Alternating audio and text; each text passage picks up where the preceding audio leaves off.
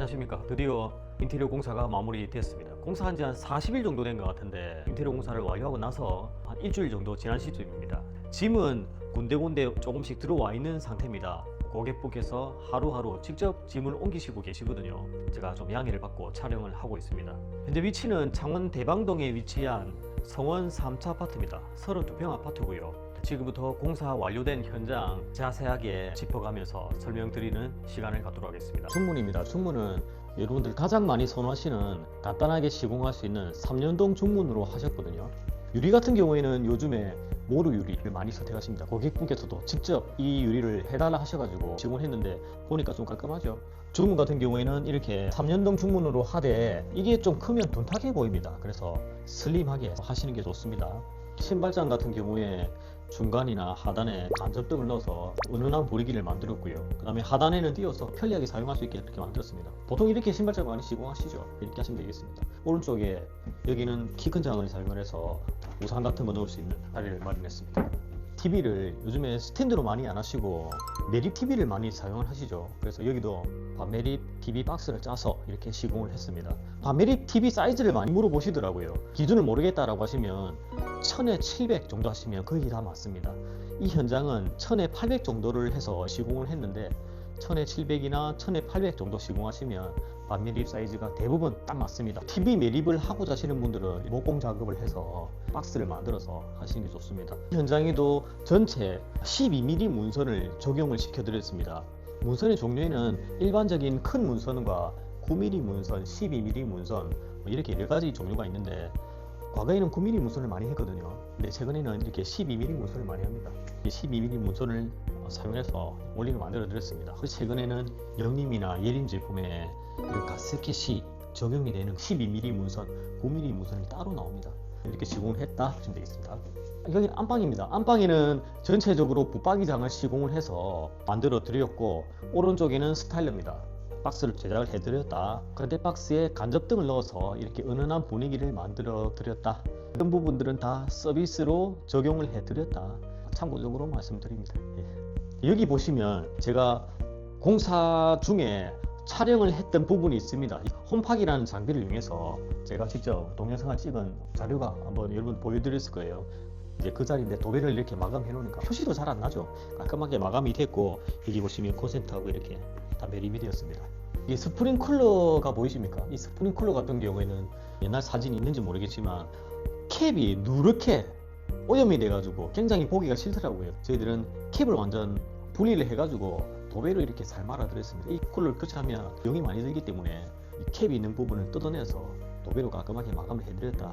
이렇게 보시면 되겠고 여기는 안방 화장실인데요. 화장실은 전체 다 300에 600각, 바닥에는 300에 300각으로 시공을 해드렸는데 300에 600각이라 할지라도 쫄리컵 가공을 해서 깔끔하게 마감을 해드렸다. 거실 화장실입니다. 안방 화장실하고 좀 비슷하죠. 대신에 여기는 화장실이 좀 넓기 때문에 파티션을 시공을 해서 물튀김 방지를 했고요. 하부에는 제가 매번 강조합니다. 턱을 만들어서 단차를 주는 것이 좋다. 왜냐하면 샤워실에서 물을 썼을 때 밖으로 물이 흘러나가지 않기 때문에 그렇습니다. 여기도 300에 600각 타일을 시공을 했지만 쫄리컵 가공을 해서 깔끔하게 마감을 해드렸다. 장에도 보시면 콘센트가 매립이 되어 있죠. 드라이기 같은 걸 이렇게 콘센트 꽂아서 문을 쏙 이렇게 닫아버리면 깔끔하게 사용할 수 있겠죠. 양변기, 세면기 이렇게 해서 기본적으로 이렇게 했다. 천정엔 간접등, 그 다음에 수납장 하부에도 간접등을 넣어서 분위기를 살려드렸습니다. 이게 서비스입니다. 이건 작은 방이거든요. 작은 방은 기본적으로 뭐 한 거는 별로 없어요.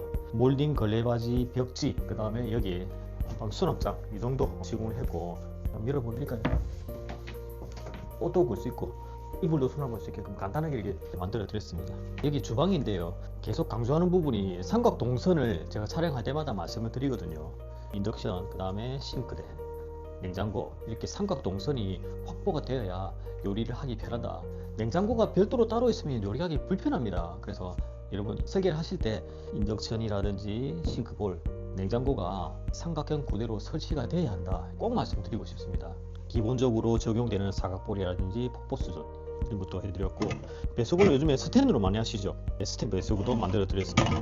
삼성에서 나오는 비스포크 냉장고거든요. 냉장고에 맞게 깔맞춤해서 장을 짜드렸거든요. 대신 좀 아쉬운 점은 여기 보시면 천정에 스프링쿨러가 있습니다. 이 스프링쿨러 때문에 이 장을 높게 제작하지 못했어요. 차선책으로 이렇게 시공을 했는데 이거는 어쩔 수 없는 부분인 것 같아요. 하부장과 상부장 사이에 이 부분을 미드웨이라고 하거든요. 미드웨이 높이가 높아버리면 상부장 사용하기가 굉장히 불편합니다. 그래서 이 높이는 500에서 600 정도가 적절하다고 봅니다. 이 현장은 500 정도로 시공했는데 아마 실제로 사용해 보시면 사용하기가 굉장히 편리할 겁니다. 이렇게 보시면 되겠습니다. 타일 보면 미드웨이 간격이 500이라고 봤을 때 600에 600각 타일 정도 딱 한 장만 넣으면 이 음선이 많이 보이지 않겠죠. 300에 300각이나 300에 600각을 사용을 하게 되면 이 음선이 굉장히 많이 보이게 되겠죠.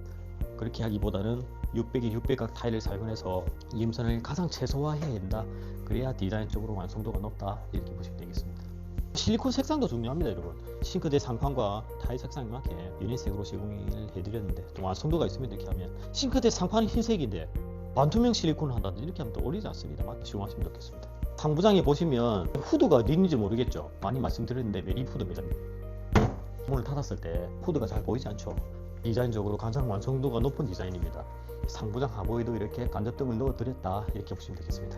여기 이제 식기 세척기라든지 그다음에 밥솥, 전기레인지 이렇게 시공되었고 로봇장입니다. 요즘에 로봇장 많이 시공을 하시죠. 밑에 기기가 자동으로 왔다 갔다 할 수 있는 장을 만들어 드렸고요. 공사 시작하기 전에 보일러하고 가스밸브 여기 다 있었거든요. 이 부분들을 이 반대에 보시면 베란다 쪽으로 다 이설을 해서 이렇게 만들어 드렸다.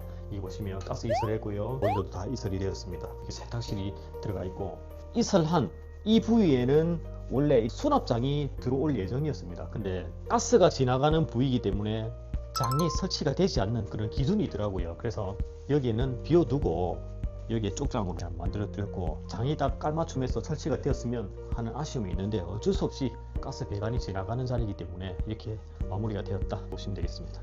인테리어 공사를 하게 되면 실링팬은 기본적으로 장착을 많이 합니다. 인테리어 업체에 구매해서 설치를 해달라고 해도 저희들이 설치를 해드립니다. 고객분께서 직접 구매를 하셔서 인테리어 업체에 갖다 주셔도 되고 단 고객분께서 직접 사가지고 갖다 주시면 설치비는 따로 붙는다 이렇게 보시면 되는데 설치비는 한 2, 3만원 정도면 설치를 할 수 있거든요. 대신에 목공 보강비는 또 따로 드니까 그건 좀 참고를 해주시고 사용을 해보니까 단점보다 장점이 많더라고요. 실링팬 여러분들 조그만 금액 추가하셔가지고 설치하는 것을 추천드립니다. 베란다에도 전체적으로 밝은 계열의 300에 300가를 시공을 했고요. 베란다 보조장 그다음에 저쪽에 보시면 저기도 베란다 수납장을 만들어서 수납을 많이 할 수 있게끔 만들어 드렸습니다. 여기 조금 아쉬운 부분인데 에어컨 배관이 지나가는 자리거든요. 에어컨 배관이 타일 속에 쏙 매립이 되면 제일 깔끔한 시공이 되는데 고객분께서 에어컨은 나중에 직접 설치를 하겠다 이렇게 말씀을 하시더라고요. 배관이 나중에 지나갈 차례입니다. 배관이 쏙 노출이 돼버리면 보기가 좋지 않기 때문에 따로 제가 이렇게 스탠드기를 만들어 드렸거든요. 사실 개인적으로는 조금 아쉬운 부분입니다. 빨래 건조대라든지 그다음에 페인트 같은 경우에는 요즘에 나오는 에어로젤 페인트라고 해서 단열 페인트입니다. 이런 것도 업그레이드를 해서 제가 기본적인 탄성 코트 견적을 넣었지만 이 제품 업그레이드를 해서 서비스로 적용을 해드렸다. 서비스 많이 들어갔습니다. 많이 남지 않습니다. 조명 같은 경우에는 거실에는 2.5인치 다운라이트를 시공을 해드렸고 나머지 부분에는 2인치 다운라이트거든요. 다운라이트를 여러분 보시면 알겠지만 너무 많이 달아버리면 조금 지저분해 보입니다. 혼란스러워 보일 수도 있고요. 그러면 조도를 밝히기 위해서 거실에 다운라이트를 많이 박아야 됩니다. 2인치를 사용을 하게 되면 그런 것들을 감안해서 거실에는 조도가 확보되어야 되기 때문에 2.5인치 다운라이트를 12개 정도 설치해 드렸고 나머지는 그렇게 조도가 많이 필요하지 않습니다. 그래서 나머지 부분에는 2인치를 적절하게 사용해서 설치를 해드렸다. 근데 실제로 보시면 2.5인치나 2인치나 크기가 거의 비슷해요. 크기가 그렇게 차이가 나 보이지는 않습니다. 왜냐면 이 2.5인치 다운라이트는 테두리가 굉장히 얇습니다. 테두리가 크면 2.5인치라 하더라도 3인치, 4인치처럼 크게 보일 수 있는데 이 다운라이트는 테두리가 굉장히 얇기 때문에 그렇게 크게 보이지 않는다. 그러나 조도는 8W 정도로 높은 빛을 발산하기 때문에 이 정도 설치하시면 괜찮을 것 같다 이렇게 보시면 되겠습니다. 도배는 기본적으로 화이트 실크 벽지를 사용을 했고 여러분 바닥이 뭘로 보이십니까? 타일 같으세요? 아니면 장판 같으세요? 빛 보면 또 타일처럼 보일 수 있으나 2.2mm 모노리움 장판입니다. 장판도 이렇게 시공해 놓으면 저렴하게 타일 같은 분위기를 연출을 할 수 있다. 실제로 시공을 해보니까 고객분께서 굉장히 만족하고 계십니다. 여러분, 이번 현장 어떻게 보셨습니까? 공사를 하다 보면 마무리가 되는 시점에서 항상 아쉬운 점이 많이 남더라고요. 그러나 이번 현장에서는 저도 열심히 했고요. 고객분은 매일 와가지고 꼼꼼하게 체크하고 저희한테 피드백을 주시고 이렇게 해서 공사를 하였습니다. 한 40일 정도 여러분 공사하느라고 모두 수고 많으셨고, 저는 또 다음 현장에서 새로운 모습으로 한번 여러분들 찾아뵙겠습니다. 지금까지 인테리어 선출이었습니다. 컷!